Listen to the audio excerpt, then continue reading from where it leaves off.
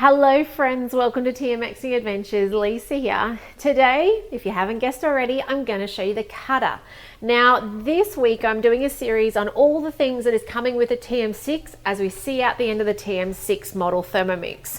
It's the best deal I have ever seen in my 11 years with Thermomix, nearly coming up to 12 now. And so when you're getting a TM6, it is coming with a second bowl set, the cutter, the spiralizer, a glide board, and depending on whether you're trading in or not, also a Cookidoo subscription, an additional 12 months Cookidoo, depending on whether you're trading in or not. So pretty awesome time. It's like $900, $1,000 worth of value you're getting for free with a Thermomix if you're buying the TM6 at the moment. So there's never been a better time. So I'm going to show you the cutter. Sunday I did the 2 bowls and why you need 2 bowls. Yesterday I did... Oh, the blade cover peeler. It's coming too. I just forgot to tell you that. Blade cover peeler as well. And today we're doing the cutter. Tomorrow with the spiralizer. So this is our cutter. It's amazing. If you don't have one and you've got a TM5 or TM6, it's compatible with both. Great for slicing or grating. So it comes like this. Okay, this is important. This is your shaft. Lots of people chop these up. Nobody I know, or nobody who's told me they have. If you know, if you did. By the way, talking about telling me, tell me if you're on today. I'd love to know if you're watching. What are you making in your Thermomix? We've had a massive morning already. It's not even lunchtime and we have made brekkie circles, custard, veggie stock because I needed to clean out the cupboard. And now this, I'm going to make mayonnaise off camera later because I need to put it with the coleslaw. So the Thermomix is getting a workout today. And we've got visitors coming, so it's going to get more of a workout over the next couple of days. So the shaft, okay, it goes in and it goes over the blades like so. And when you're done, you very importantly take that out and put it, I like to put it in there, but you put it wherever you need to remember it's there. Do not leave it in and chop your food up, okay? Very sad. Next up, it's got this catching basket. It's great. It keeps your bowl clean. It means that when you do chop things with the cutter, it remains in there. And then when you're done, you can add it to your Thermomix. The next part is the blade.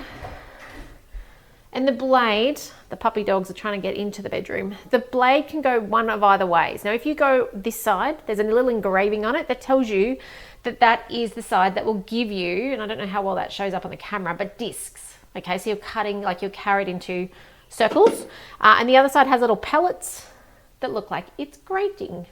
So that's the 2 sides. Now today for coleslaw, we will do it up, but I'm going to show you a guided recipe, but I'll put it in for the moment up so that you can see what that looks like. And then you've got 2 last parts. You've got the lid and you've got the pusher. Okay, so it goes in like that, like a food processor. Like this literally turns your Thermomix into a food processor. How cool is that? So this goes in like so, ready to go. Now I've got the coleslaw with the Thermomix cutter recipe up. Now traditionally before we had this, we did a diced salad in the Thermomix for coleslaw. It came out like the good old fashioned KFC coleslaw. If you're around in the 90s, you remember that. So this one though, you get strips. Okay, so I'm going to go straight to start cooking. We're going to place a bowl on the mixing bowl lid. No, we're actually not. It wants you to pre-weigh things ready to go into the feeder. I've just done a couple of things. Hopefully they'll fit. We'll work it out together. So it's telling us to put cabbage, carrot, onion, and then set the bowl aside. I feel like I missed something there. I couldn't read the screen properly. Tells you to put your 4 ingredients aside. And by the way, if you want to change this recipe, say you want to put capsicum in it or something, you can. It shows you on the screen how to put everything together. Something that is worth noting, the cutter does not fit the TM7, this cutter. Okay, so it is worth noting. The cutter is also on our host rewards. So if you want to get one discounted, let's get online, have a demo, and have 2 friends on. That qualifies you for a discounted host reward. If one of your friends is interested in buying and they do decide to buy, you get it for free, which is super cool. Hello, Gwenda. Lovely to see you on today. It is also, I think, available for to purchase in the mix shop. Okay, if you do shop in the mix shop, please remember to put my name down at checkout, or your consultant, whoever's inspiring you to get the most out of your Thermomix. So it tells you here to put your cutter shaft in and put the slicing side up, which is what I have. Place the cutter lid on the cutter and insert the cabbage wedges into the wide part of the feeder. So this part.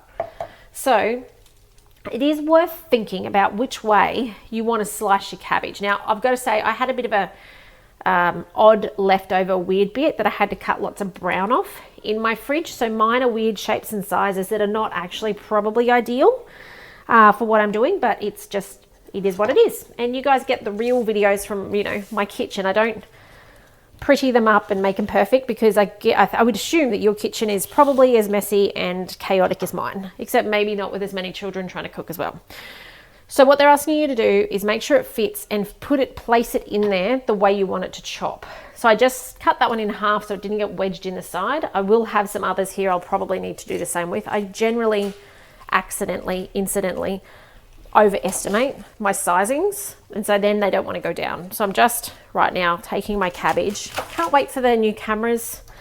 So what's going to happen soon is when I have the TM7, I'll have another bench camera, and thanks to my Patreon members, I've actually ordered that. So I'm so excited.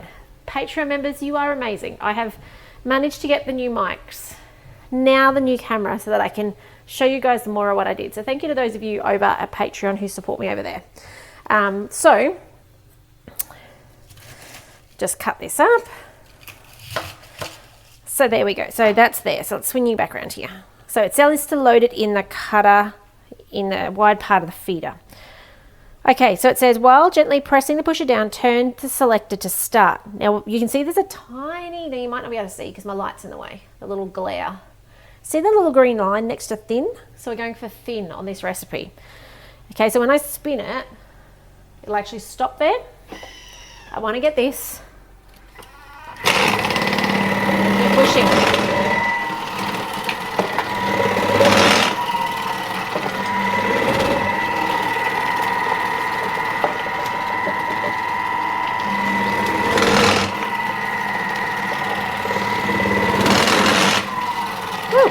Throwing it around. Couple pieces left. See if I can race the clock. Very full.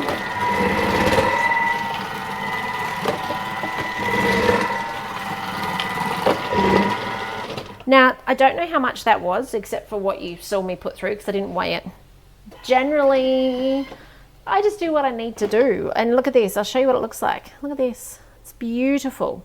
Now, if you want the real long traditional cut coleslaw kind of pieces, you're best off cutting them into the way that then it would make those strips. So more like a triangle as you put them in, but is what it is. Look at that. How cool is that? Sometimes, I think this only has like a minute to do all this. So it is worth kind of keeping an eye on that, trying to get it in, which is why I hurried a little bit before it's done. There we go. So part one done. Look how much cabbage that is. My goodness, how cool is that? Let me know in the chat if you've actually got the cutter. I'd love to know. Okay, repeat until all wedges are sliced. We did that. Transfer to a salad bowl. Stir to separate the slices and set aside. Place the disc back in with the same side sitting up. So side one, put this back in place. And now we're going to do what to tell me to do. Should read it. Onions. Okay, I don't have much onion. We are not onion fans in this house. So I'm going to put my onion in the little side. I don't know if you guys can see this very well. My camera's a little skew at the moment, which is why I can't wait for a new one. I'm going to put an arm across so you guys can see lots. So this is going in the little skinny side, okay? Somebody said to me on the weekend, I hadn't even thought to use the small side. It just gives you more control, because obviously if they slip sideways, you're getting different shapes, sizes, all that jazz. I don't know if it matters or not. So as I said, we don't do a huge amount in this house. So that's enough though. Look at that. Oh, camera, there it is. Oh, Gwenda, you sold it. All right, I'm not going to pull that onion out. That's sad. It's all right. We can get you another one at some stage. So now it's saying remove the cutter and put the grating side up. I'm glad I didn't read ahead on this recipe. I'm glad I'm reading it because I actually didn't realize we swap it. So now we're putting grating up and we are going to grate carrots. It says to put them in the wide part. Now I will put them in the wide part if I can go side by side. Otherwise, only because they're skinny, I would actually normally put them in the skinny side, but I can put two at a time. I think I can. There's my little pusher. Next, we are doing a thin. So let's go to thin. Thin slicing on the carrots, grating, not slicing. All right. This cutter was so amazing at Christmas time. The amount of salads I did where I put through an avocado straight through, slice it up, a cucumber, slice it up. I would hand cut the tomatoes, but ours were fresh from outside and they were ripe. They weren't store-bought ones. I think if they were, you know, the more solid store-bought ones, then you could probably chop them as well.